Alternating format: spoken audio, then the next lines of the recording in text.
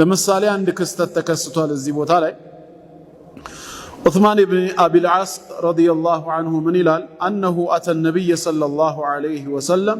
فقال يا رسول الله يا الله ملكتن يا زند متانا من علاتشو أنت يا الله ملكتن يا هوي إن الشيطان قد حال بيني وبين صلاتي وقراءتي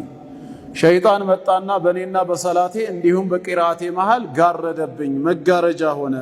يلبسها علي ይቀላቀልብኛል ስንት ረካ እንኳን መስገድ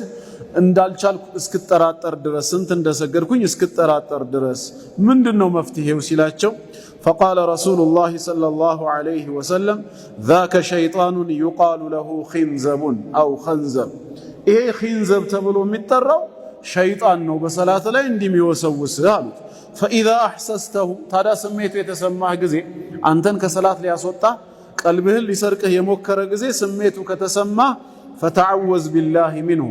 أعوذ بالله من الشيطان الرجيم بمالت كسو لمتبك موكر كزام واتفل عن يسارك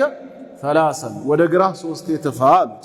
السمن على قال ففعلت ذلك يملك تنيون مكر تقبي يتقبركن فأذهبه الله عني اللهم ردين كان ياسوقدلين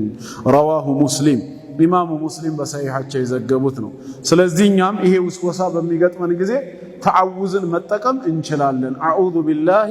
ሚነ ሸይጣን الرجيم መጥፋት የሚለው ግን አያዋጣም የሳቸው ዘመን መስጂድ ምንጣፍ የለውም አሸዋ ላይ ነው የሚሰገደው የተተፋውን ነገር በዛው በእግር መቅበር ይቻላል አሁን ግን ምንጣፍ ላይ ስለሆነ መጥፋትም የሚመች አይሆንምና ማለት ነው